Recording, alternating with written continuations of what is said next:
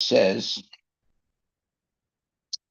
personality of Godhead, Kapila, continued.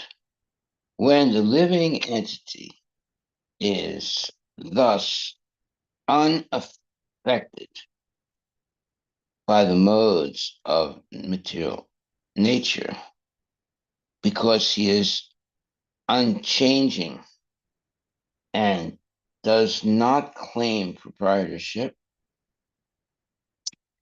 he remains apart from the reactions of the modes, although abiding in a material body, just as the sun remains about aloof from its reflection on water. Okay. And the purport of that verse says, in the previous chapter, Lord Kapila Deva has concluded that simply by beginning the discharge of devotional service, one can attain detachment and transcendental knowledge or understanding the science of God. Here, the same principle is confirmed. A person who is detached from the modes of material nature remains just like the sun reflected on water. When the sun is reflected on water, the movement of the water or the coolness or unsteadiness of the water cannot affect the sun. Similarly, Vasudeva Bhagavati Bhakti Yoga Prayochita, which is a verse from the Srimad Bhagavatam 1.2.7. When one engages fully in the activities of devotional service, Bhakti Yoga, he becomes just like the sun reflected on water. Although a devotee appears to be in the material world, actually he is in the transcendental world, as the reflection of the sun appears to be on the water, but is many millions of miles away from the water. So one engaged in the bhakti yoga process is nirguna or unaffected by the qualities of material nature. Avikara means without change. It is confirmed in Bhagavad Gita that earth and every living entity is part and parcel of the Supreme Lord, and thus his eternal position is to cooperate or to dovetail his energy with the Supreme Lord. That is his unchanging position. As soon as he employs his energy and activities for sense gratification, this change of position is called vikara. Similarly, even in this material body, when he practices devotional service under the direction of the spiritual master, he comes to the position which is without change, because that is his natural duty. As stated in the Srimad Bhagavatam, liberation means reinstatement in one's original position. The original position is one of rendering service to the Lord. Bhakti yogena bhaktya. When one becomes detached from material attraction and engages fully in devotional service, that is changelessness. Akar tritvat means not doing anything for sense gratification. When one does something at his own risk, there is a sense of proprietorship and therefore a reaction. But when one does everything for Krishna. There is no proprietorship over the activities. By changelessness and by not claiming proprietorship of activities, one can immediately situate himself in the transcendental position in which one is not touched by the modes of material nature, just as the reflection of the sun is unaffected by the water. Srila Prabhupada Ki Jai. So, this uh, new chapter, chapter 27, Understanding Material Nature, and text 1. Let me read the verse again. The personality of Godhead Kapila continued. When the living entity is thus unaffected by the modes of material nature, because he is unchanging and does not claim proprietorship,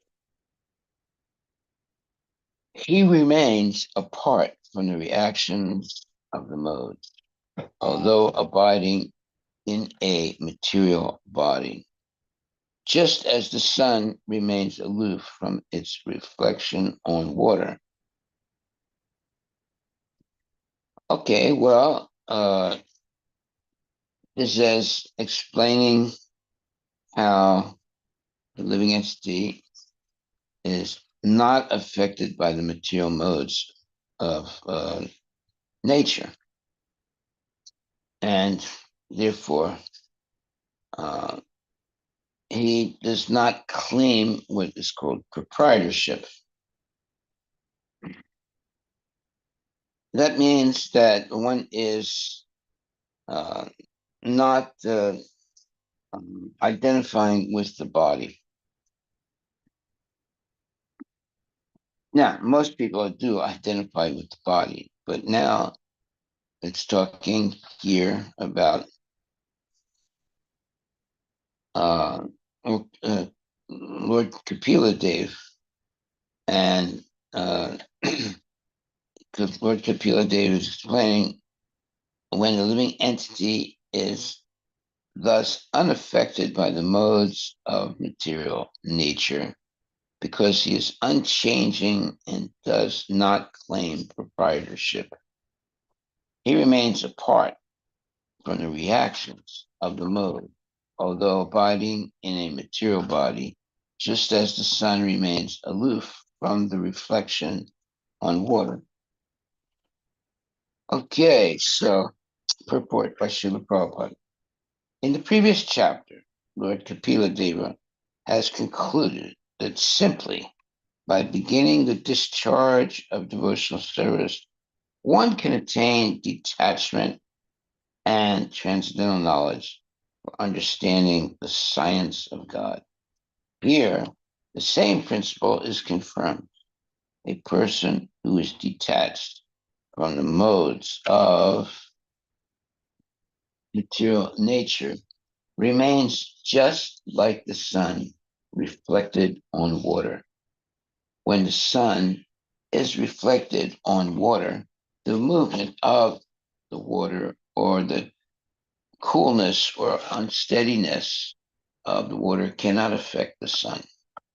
Similarly, Vasudeve Bhagavati Bhakti Yoga Prayojita Bhagavatam 1.2.7. When one engages fully in the activities of devotional service, Bhakti Yoga, activities in devotional service, Bhakti Yoga, he becomes just like the sun reflected on water.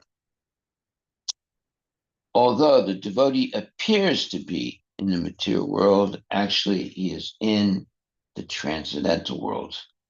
As the reflection of the sun appears to be on the water, but is many millions of miles away from the water, so one engaged in the bhakti yoga process is nirguna or unaffected by the qualities of material nature. Avikara means without change. It is confirmed in Bhagavad Gita that each and every living entity is part and parcel of the Supreme Lord, and thus his eternal position is to cooperate or to dovetail his energy with the Supreme Lord. That is his unchanging position. As soon as he employs his energy in activities for sense gratification, this change of position is called vikara. Similarly, even in this material body, when he practices devotional service under the direction of the spiritual master, he comes to the position which is without change, because that is his natural duty.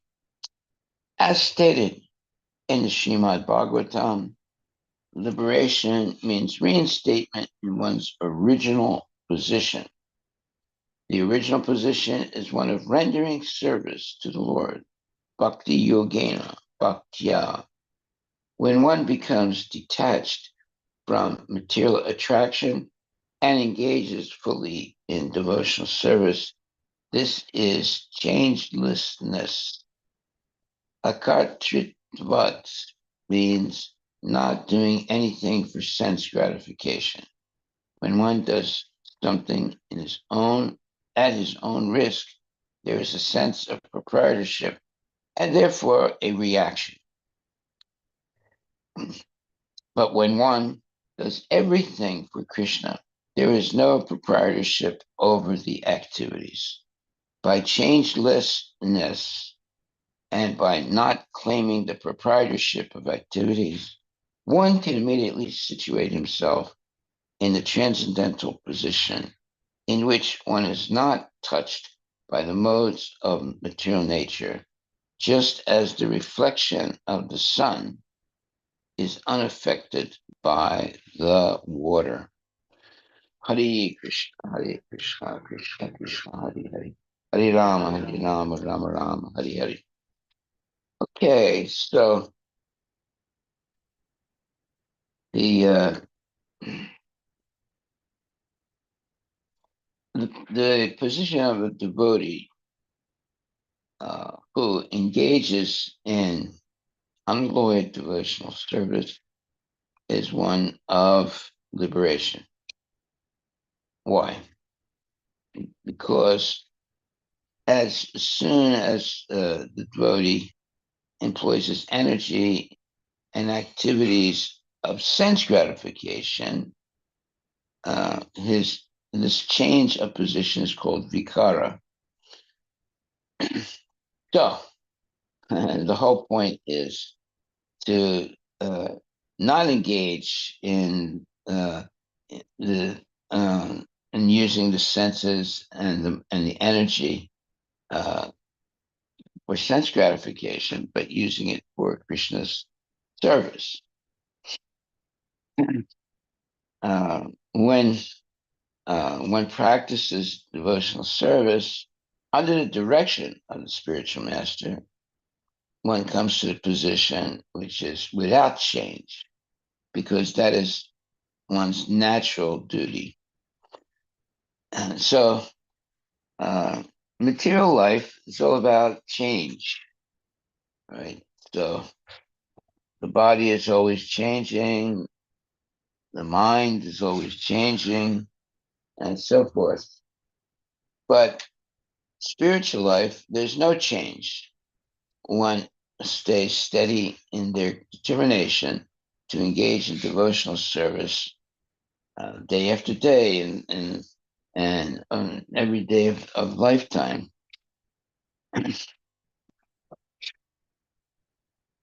So it says here that even in this material body, when one practices devotional service under the direction of the spiritual master, he comes to the position which is without change, because that is his natural duty. As stated in the Srimad Bhagavatam, liberation means reinstatement in one's original position. The original position is one of rendering service to the Lord. Bhakti yogena bhaktya. When one becomes detached from material attraction and engages fully in devotional service, that is changelessness. Very important statement. Akartritvat means not doing anything for sense gratification. When one does something at his own risk, there is a sense of proprietorship and therefore a reaction. But when one does not, let's see, uh, When uh, one does everything for Krishna. yeah, 1 second.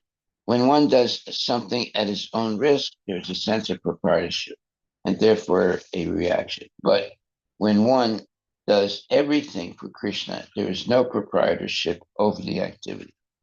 By changelessness and by claiming the proprietorship of activities, one can immediately, and by not claiming proprietorship of activities, one can immediately situate himself in the transcendental position in which one is not touched by the modes of material nature, just as the reflection of the sun is unaffected by the water.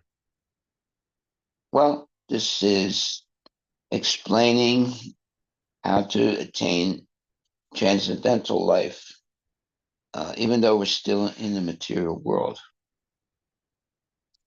And it is the art of work. Um, so as soon as one becomes attracted by material nature and wants to dominate material nature for one's own sense gratification, one becomes a victim of Maya. So, therefore, uh, the way to remediate that, let's say, false position is to engage in devotional service of the Lord. And that's why it says the original position is one of rendering service to the Lord. Bhakti Yogena Bhaktya.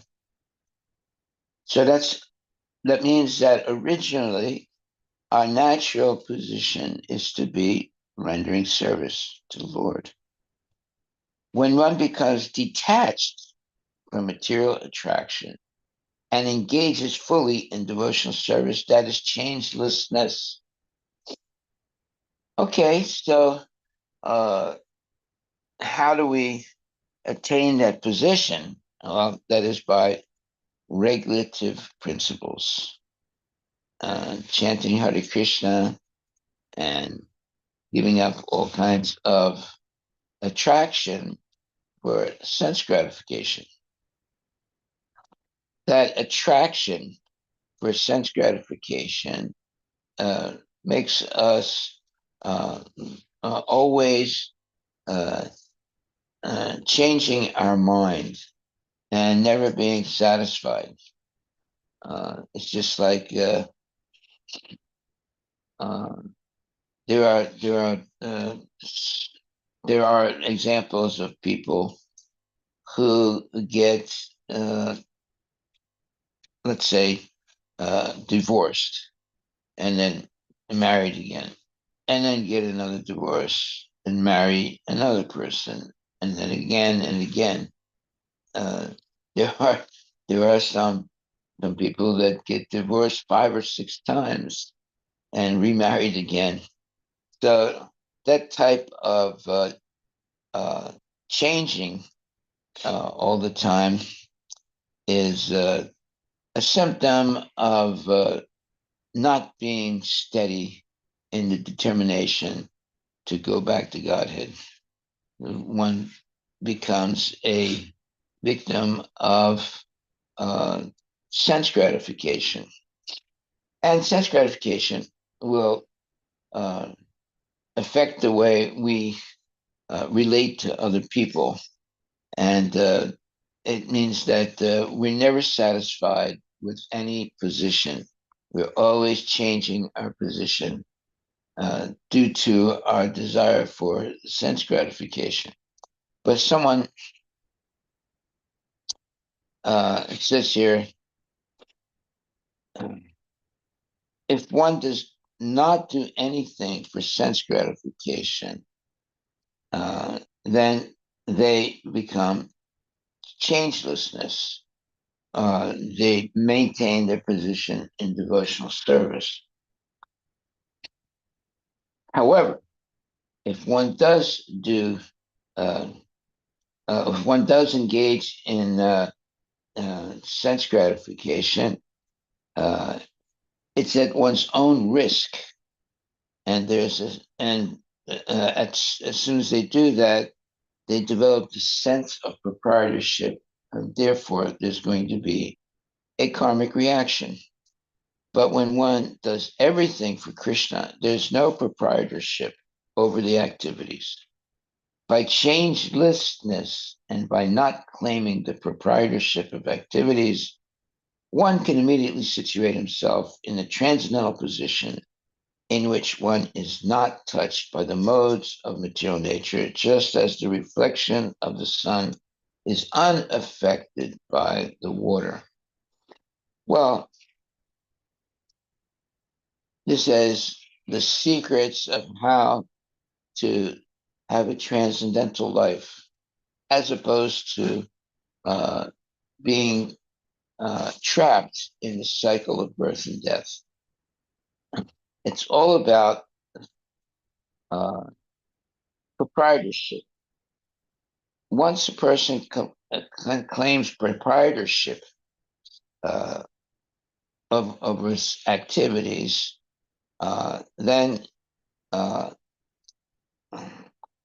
one is always entangled in so-called duties that are unnecessary. That's why it says when one does something at his own risk, there's a sense of proprietorship and therefore a reaction. But when one does everything for Krishna, there is no proprietorship over the activities. By changelessness and by not claiming the proprietorship of activities, one can immediately situate himself in the transcendental position in which one is not touched by the modes of material nature, just as the reflection of the sun is unaffected by the water. Well, if you look at, uh, people, uh, majority of people are involved in claiming proprietorship. And because of that, uh, they become entangled in the modes of material nature. And therefore, they have to have repeated birth, death, old age, and disease. However, when one does everything for Krishna, there is no proprietorship over the activities. By changelessness and by not claiming the proprietorship of activities, one can immediately situate himself in a transcendental position in which one is not touched by the modes of material nature, just as the reflection of the sun is unaffected by the water. So, this claiming proprietorship over something, well, that's basically what everyone is doing. Uh, Everyone is proud of their penny, and they're always claiming proprietorship. I own this. I got this. Uh, this is mine, etc. But nothing is mine. Everything belongs to Krishna. But as soon as one thinks, no, no, no, this is mine, and I should use it for my sense gratification, that means they're completely under the control of Maya. So, uh, what is actually the correct position of the living entity? The living entity says that I am not the proprietor. Krishna is the proprietor. And because Krishna is the proprietor, I should use everything in Krishna's service. That is the correct understanding of one's position. And using or dovetailing everything in Krishna's service is an art. It's knowing how to deal with the material nature. Most people don't know how to deal with the material nature, so they try to control it for their own sense gratification. But the devotee, after being educated in Krishna consciousness, only uses the assets of material nature in the service of Krishna and is satisfied with the bare minimum in this lifetime. That does not preclude their achieving very, let's say great wealth or things like that, but they only use that wealth and power in the service of Krishna. They do not become what you would call a vishaya, a sense gratifier. So that's hard to understand how someone can be so detached that even though uh, they have the ability of attaining tremendous wealth, they use it all in the service of Krishna. It's very rare to find people like that. There are people that are rich but are also generous with their money, but they're still attached. It's very rare to find someone who is not attached at all to their wealth and uses it all in the service of Krishna. Then such person is actually liberated in this world. Therefore, it says here, liberation means reinstatement in one's original position. The original position is one of rendering service to the Lord. Bhakti yogena bhaktya. When one becomes detached from material attraction and engages fully in devotional service, that is changelessness. Akartritvat means not doing anything for sense gratification. When one does something at his own risk, there is a sense of proprietorship and therefore a reaction. But when one does everything for Krishna, there is no proprietorship over the activities.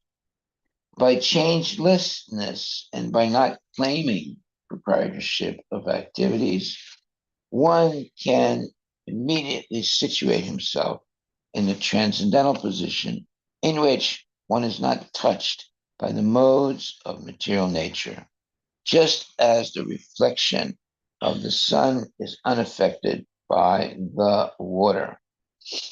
Okay, so uh, this is an achievement to understand or not be, let's say, attracted by anything material, but on the same time, learn how to use everything material in the service of Krishna. It's not enough to be not attracted to material nature or material possessions or material things.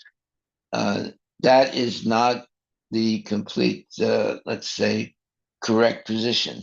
The right position is not attracted to anything for sense gratification, but using everything in the service of Krishna. Then one becomes a genuine devotee.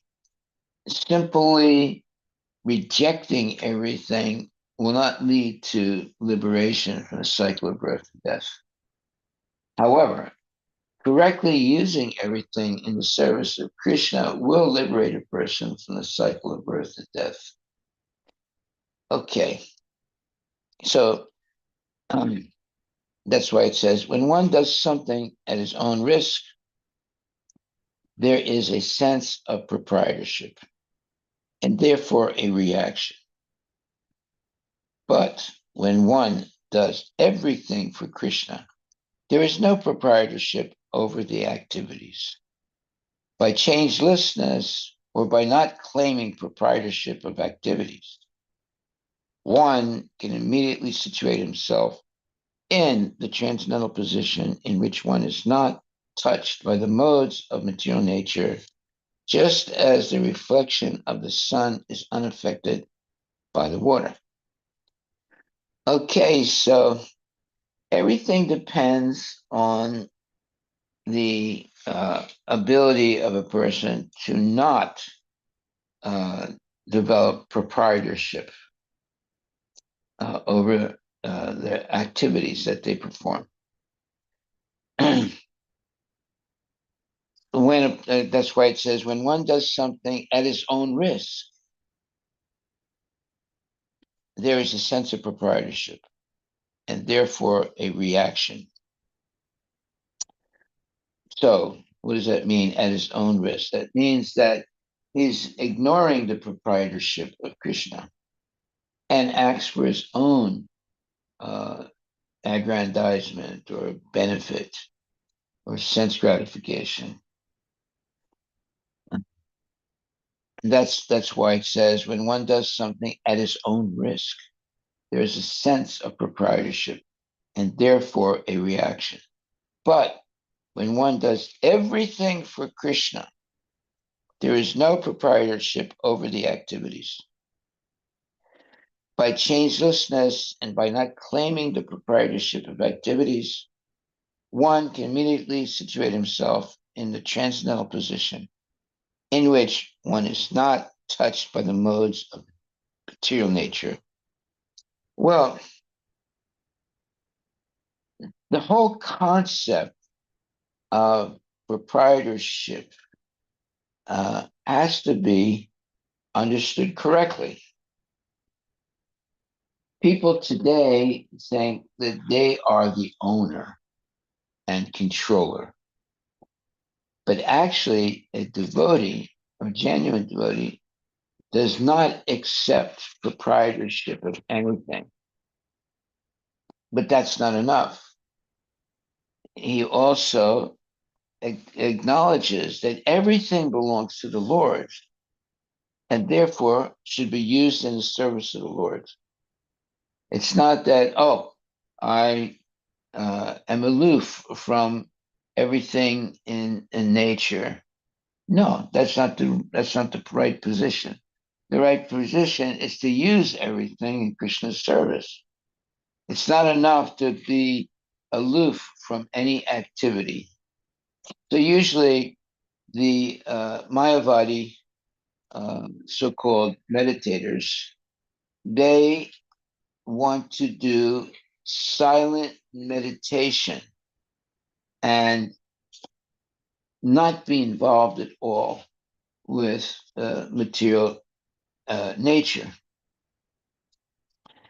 Although that sounds good, but actually it's not really good because if you don't use something that is, let's say, that should be used in the service of Krishna, but you ignore it or you reject it, that is false, let's say, uh, false rejection.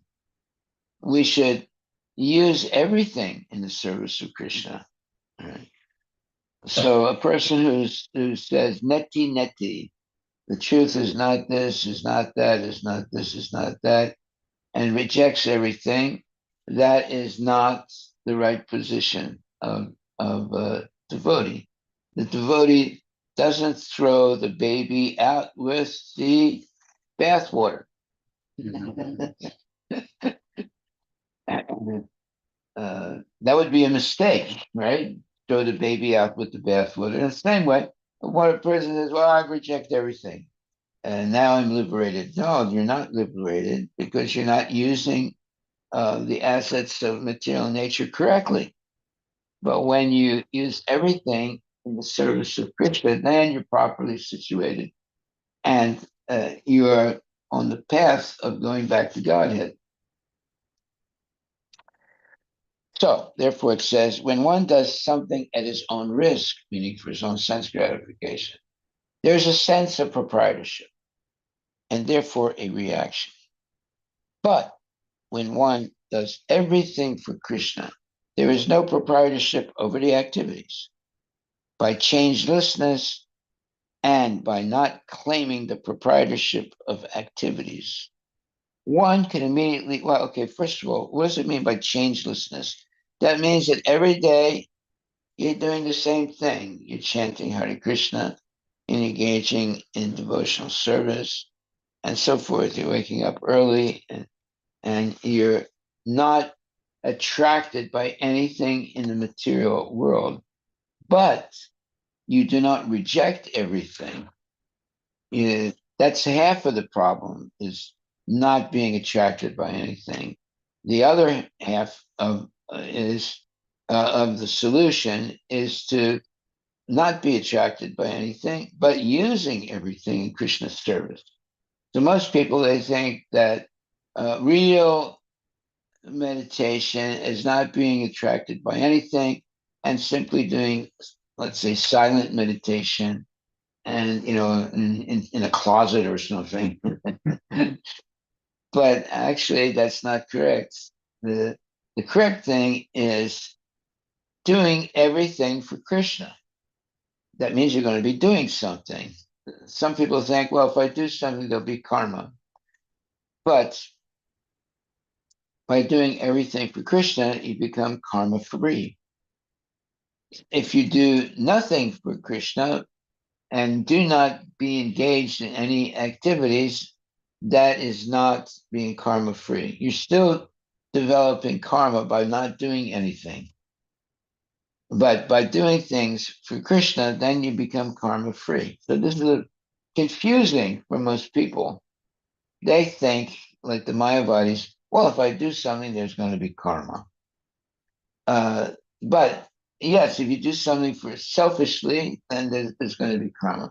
But if you do something for the pleasure of Krishna without claiming proprietorship, now you are karma free. And that type of activity is not bonding with material nature. It's using the material nature correctly in the service of Krishna. Okay, so by changelessness and by not claiming the proprietorship of activities, one can immediately situate himself in a transcendental position in which one is not touched by the modes of material nature, just as the reflection of the sun is unaffected by the water. Okay, so what is changelessness? That means that one does the same thing every day. That is, engaging in devotional service and not claiming proprietorship over the activities. Therefore, one can immediately situate himself in a transcendental position. Well, everybody's working for their own benefit. I mean, not everybody, but most people are working for their own benefit. And therefore, they are claiming proprietorship, you see. So, like if you hear about, Warren Buffett, Warren Buffett has millions and millions of dollars that he claims to be his own. And when he is going to die, he gives all his proprietorship to his relatives. He might do some charity, but there are some very wealthy people that are charitable, like um, and they want to use their wealth and to use in charitable ways, but they're still attached to their wealth. They don't give up everything. They might give up 10%. They might give up 50%. But they don't give everything. However, giving things up also is not actually the right position. The right position is to use everything in Krishna's service. Now, if you use everything in the service of mundane people, although that sounds good, sounds like you're very generous and you're doing a lot of welfare work and things like that, but that's still not the proper way of using your wealth. The proper way of using your wealth is using it to engage and in Krishna consciousness, helping others become Krishna conscious, not just simply helping them to have food or a place to stay. Uh, those things may help someone temporarily, but it's not solving the problem of birth, death, old age, and disease. So, along with the food, there should be knowledge of Krishna. Buffett, Huh? 94 years, plans to donate 99.5% of his wealth, valued on Friday at 149.7 billion, according to Forbes magazine, to a charitable trust overseen by his daughter and two sons when he died. Who is that? Warren. Buffett. Who? Warren Buffett. Warren Buffett. Yeah, He's 94 years old right. and he plans to donate 99.5% of his wealth, valued on Friday at $149.7 billion, No, but who is he giving it to? to a charitable trust Run by his children. run Yes. by his children, overseen by his daughter and two sons. But it's still going to be used for their, let's say, way of thinking. Yeah, distributed to philanthropic causes. Yeah, but they're always going to have the wealth because they're not going to spend everything or give everything Also, not today. Like, no, he plans like when he dies. after he dies. Yeah, Not now. Yeah. Not now. yeah. So they will have 10 years to distribute all the wealth. After he dies, probably. That's what he wrote. Within 10 years, they have to distribute all the wealth. And that doesn't mean they'll have no wealth. It just means so the interest that you get from distributing your wealth is still going to give you wealth. Hmm. It's not that they end up being living in the streets. They're always going to be wealthy. 99.5, right? That's So what. already 1 billion is banked. What's that? 1 billion he kept for his children. For sure. Oh, okay, yeah, yeah. You see, I mean, they're not going to give everything away. And Buffett has also designated 3 potential successor trustees in case his children are unable to distribute the fortune. He didn't name them but said his children know them and agree they would be good choices. That just means that his what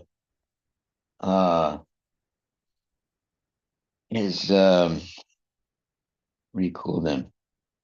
The people that are going to manage his money are going to do it. They're going to do it, and if the children are not managing it properly, well, they take it away from them, and they manage it. And what's to say that they're not going to cheat? Because Warren Buffett would be dead, right?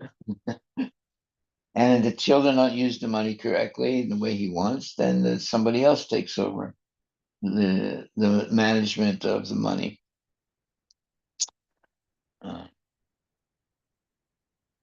But what? Okay, what does Warren Buffett say? How his money should be spent? Buffett's plan is to honor his values and inspire others to consider the broader impact of their financial resources. He has said that he and his family are grateful for their good fortune and that they should distribute the rest to the society. But they are not telling which society what. Well, I don't hear them saying anything about using it in Krishna's service. No, philanthropic causes. Yeah, it's mundane Goodness. goodness. He created his own value system and he wants that wealth to be distributed for those causes. Okay. And then he's giving 10 years for their children to distribute everything. His own value. What does it say? His own? Buffett's plan is to honor his values. Okay. So it's not saying Krishna's values, it's his own values, right? He's basically leaving all his money to his relatives, his children, and he wants them to manage the money correctly. And if they don't, then other people will take over and to manage it according to his principles.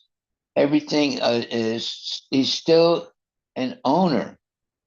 Even after he dies, he's still managing, trying to manage or control things. But he's saying that everything has to be distributed in 10 years. Well, everything at a certain time.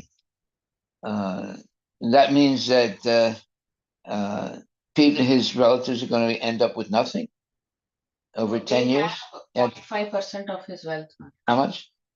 0.5%. Well, how much? 0.5%. No. Yeah. Yeah, 0.5. 0.5%. Okay, they're still going to have something. Yeah. So they 0.5% of how much money? 149 billion, right? Like close to 0.75 billion. So they're still going to be rich. yes. They're just not going to be, let's say, filthy rich. But still, they're going to be rich. Okay. But hopefully that's a better thing, right, Maharaj? Because if they don't have anything, then they're going to cheat everything. It's better to give them something that meets their needs. I mean, we're not saying that's Krishna conscious There's way. still ownership. Yeah, There's still ownership. Yeah, They can cheat and they can take it. of course. Yeah. Yeah, it's just like this one lady, I forget her name. She was a nonsense person. Her husband was very rich. He dies and she inherits everything. And when she dies, she gives everything to her cat. And that means that the lawyer that she has is going to manage that cat. her estate. Gets all the money. That cat dies in like 7 years. No, he'll keep the cat alive. Warren Buffett is more smarter than Yeah, he's smarter than that. Look it up. Look it up about someone who gave $4 million to their cat after they died. So there are multiple women, Maharaj. Huh? Multiple women. Multiple people that have done that. Yeah. They give the money to the cat and the dog. She gave Maria Assunta. She gave $30 million fortune to her cat. Ellen Freywater. She gave $3 million to her cat. Leona Hemsley, $12 million to her dog. 4.3 million to her cats and dogs instead of her children. Yes. Yes, an elderly woman from Shanghai, China left $4.3 million to her cats and dogs instead of her adult children. That means that her lawyers will get all the money. Enjoy. Yeah, Lily neglected her in her old age, while her pets provided companionship and comfort. That's why she gave all her fortune to the cats and dogs instead of her children. Yeah, because the children never visit her when she was sick. Oh, that's what I think we happens. should have a cat and dog sanctuary, Maharaj. For the rich people. Bring all the dogs and cats. Rich dog. Oh, that means they're going to become cats and dogs when they die. Mm. So attached to cats. Yeah. They're always thinking about cats and dogs. Okay, so this word avikara means without change. It is confirmed in Bhagavad Gita that each and every living entity is part and parcel of the Supreme Lord. And thus, his or her eternal position is to cooperate or to dovetail his energy with the Supreme Lord. That is his unchanging position. Okay, so does Warren Buffett or any of these very rich people, they talk about Krishna, they talk about God. No. Talk about their family. They talk about doing a charity, which is let's say uh, it gives you good karma, but it doesn't liberate you from the cycle of birth and death. It just means that you might go to the heavenly planets, but you don't go back to Godhead. So there's a difference between just being charitable and using your money in the service of Krishna. This is the problem. Like, uh, as long as one considers something his property, there's a good chance that he won't use his property in the service of Krishna. He'll use it in the service of mundane people, poor people, or their dog, or whatever. So, using their wealth in the service of Krishna, well, yeah, before they die, they should use all their wealth in the service of Krishna, and not take the risk of having millions of dollars and then having lawyers and things like that to manage his wealth. When a person dies, they should have no wealth. That way, they have used everything in the service of Krishna. So, anyway, it is sinful to have a lot of money. That means you have more money than you actually need. And that's actually sinful because it will not necessarily be used in the service of Krishna. Just because you have a lawyer to manage your money after you die and to use it for different types of charity work, that doesn't mean that you are karma free. Then one should specifically dedicate their wealth in the service of Krishna. And by the time they die, they don't have anything because they used it all or bequeathed everything to Krishna's service.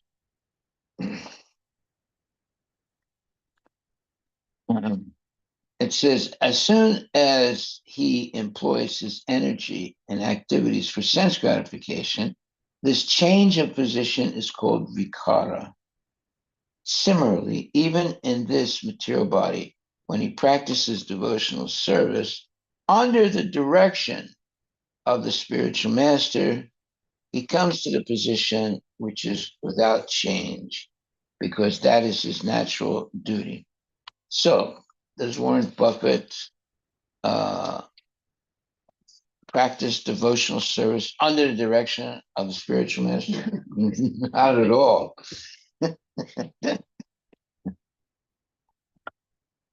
As stated in the Srimad Bhagavatam, liberation means reinstatement in one's original position. The original position is one of rendering service to the Lord. Bhakti yogena bhaktya. It's not necessarily rendering service to humanity. That is actually a mundane thing to do. It might be a good thing to do, but it's still mundane. It's not spiritual. But when one becomes detached from material attraction and engages fully in devotional service, that is changelessness. Akartritvat means not doing anything for sense gratification. When one does something at his own risk, there is a sense of proprietorship. Well, yeah, all these big guys, they have this sense of proprietorship, and therefore a reaction. But when one does everything for Krishna, there is no proprietorship over the activities. So, if Warren Buffett was really intelligent, he would have, let's say, used everything he had in the service of Krishna. And that way, he would but let's say, but what did he do? Well, he leaves everything to his children, and he has some, let's say, very smart lawyers to make sure the children don't cheat or wantonly use the money. And so he has, all these different intelligent strategies to protect the money and to make sure it's used in the way he wants, even after his death. Yeah.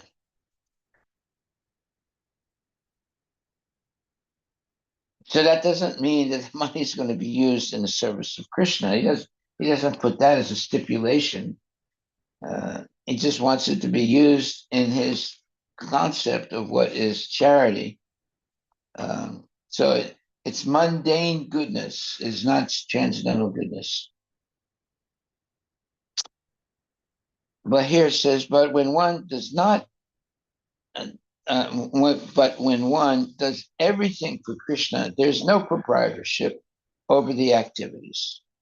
By changelessness and by not claiming the proprietorship of activities, one can immediately situate himself in a transcendental position in which one is not touched by the modes of material nature, just as the reflection of the sun is unaffected by the water.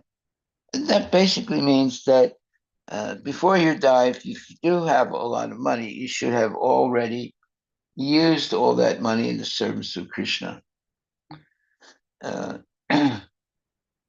so basically, you die a pauper, or you don't have any money left, but you don't have any karma now because you used everything in the service of Krishna.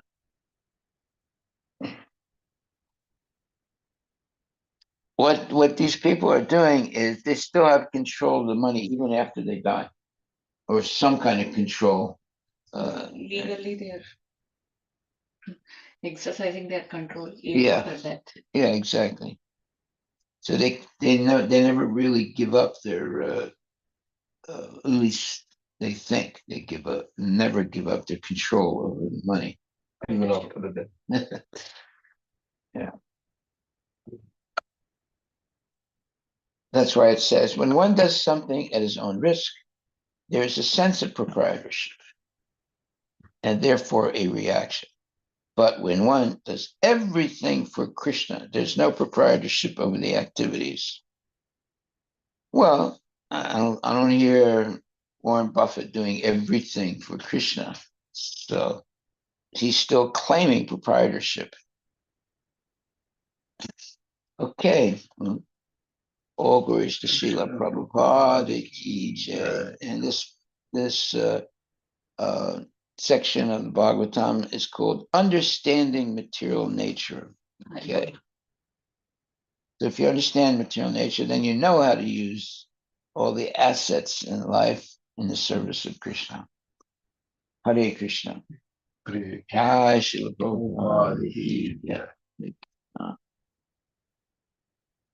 Well, but with proprietorship comes liability also, right?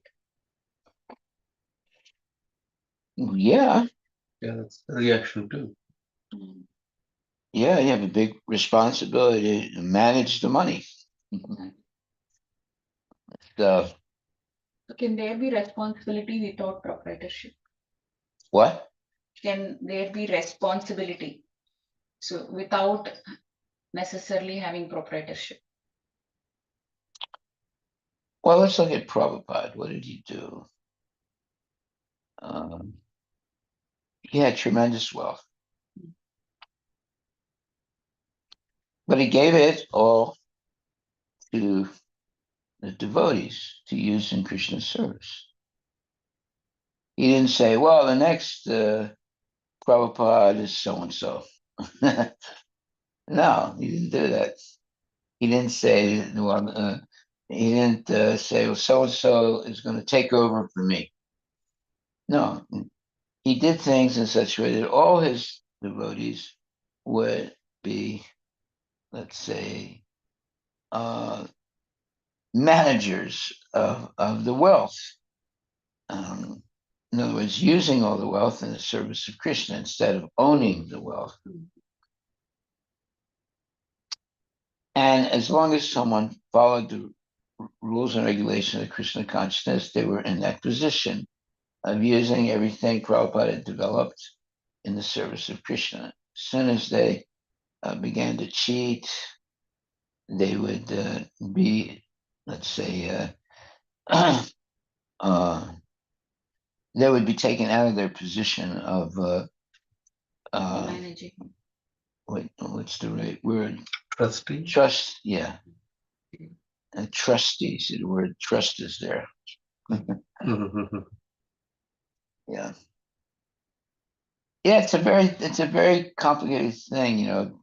Someone who has a lot of money, what are they going to do with it, or how are they going to manage it when they're gone? So it's a big, let's say, headache in a sense, because the person's not going to be there anymore. So you have to have trustees, people you can trust to use the money correctly according to your will. So Prabhupada had a will, and he had, certain stipulations of how his assets should be used in the service of Krishna.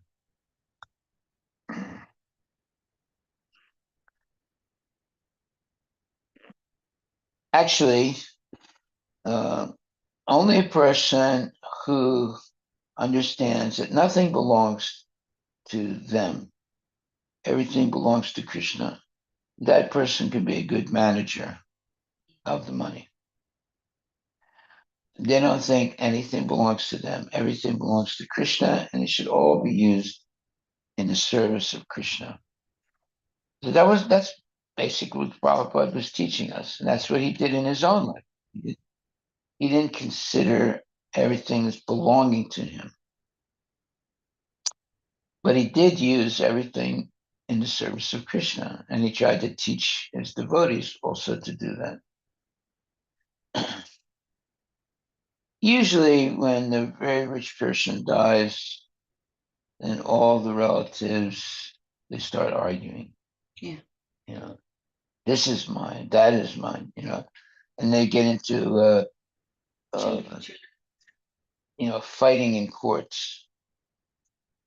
So yeah, the after Bhaktisiddhanta Saraswati Thakur died, there was a lot of I think there's still court cases going on about the ownership of his legacy, or at least it was going on for a long time in courts, and in India, court cases could go on for 50 years.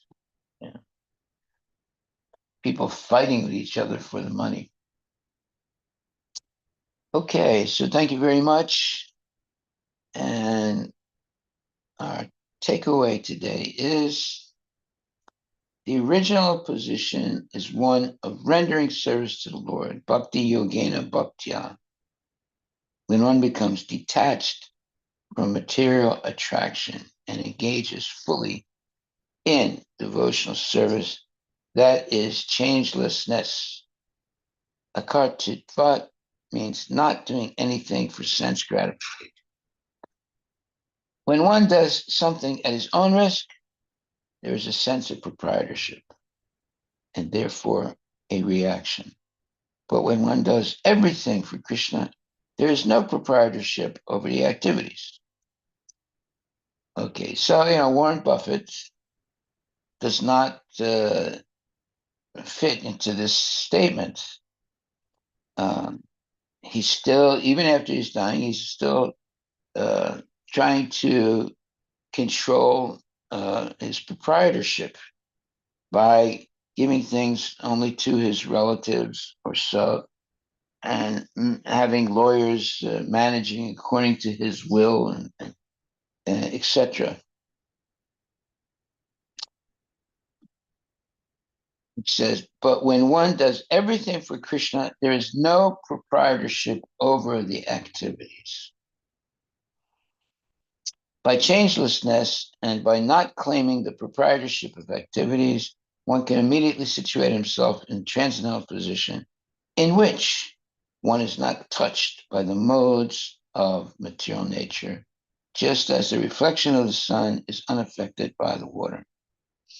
So if we see what Prabhupada did, he did not appoint anyone as his successor, which means that all his devotees were his successor, right? And that all the assets that he accumulated was managed by trusted devotees who did not or were not allowed to claim ownership, but continued to manage things on behalf of Srila Prabhupada. So, let's say, does the temple here belong to somebody? No, it doesn't belong to, well, it belongs to Prabhupada, but it's not in the name of this devotee or that devotee, right? So it can be managed by devotees and it should be managed by devotees, but they do not claim proprietorship over it. They simply manage it even in the physical absence of Srila Prabhupada. Right? As soon as they claim proprietorship, then there are problems. And this fighting is going to take place. There'll be court cases and all kinds of terrible things happen. So this claiming proprietorship is a big problem. But if you understand that everything belongs to Krishna and should be used in the service of Krishna, then you don't get caught in the conundrum of proprietorship. You understand who is the real proprietor. It's Krishna. And everything should be used in the service of the Lord. When one does something at his own risk, there is a sense of proprietorship and therefore a reaction. There it is. That's our takeaway today. But when one does everything for Krishna, there is no proprietorship over the activities. By changelessness and by not claiming the proprietorship of activities, one can immediately situate himself in the transcendental position in which one is not touched by the modes of material nature, just as the reflection of the sun is unaffected by the water.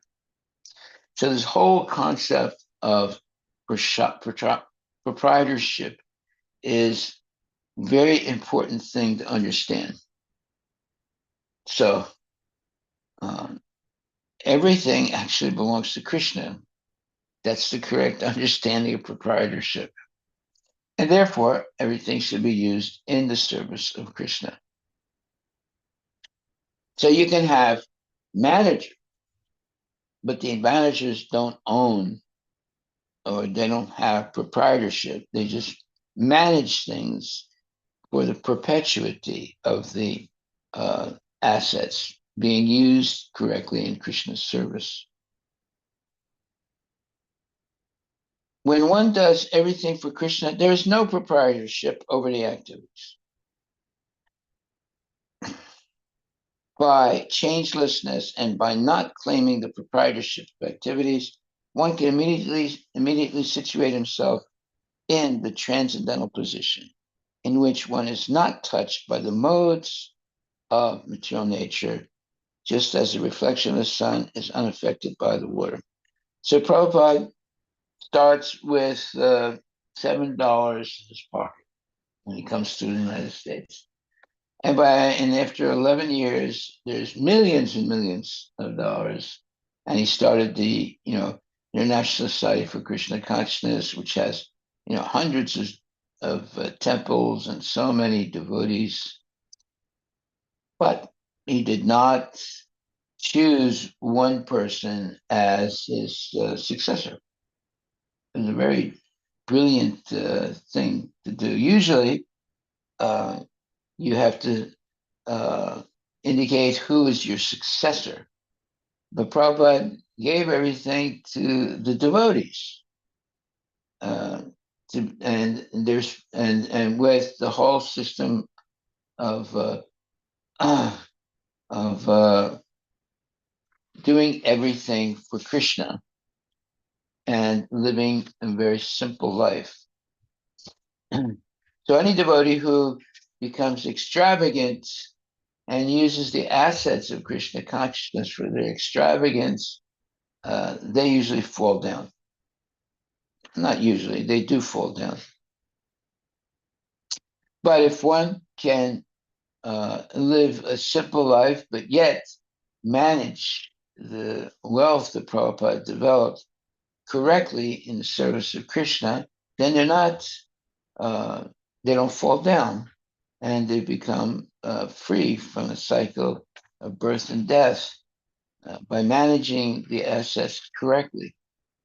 And then at the moment of death, they can remember Krishna instead of remembering their money or worrying who's going to get the money when they die. Yeah. Okay, so thank you very much. Mhm. Right.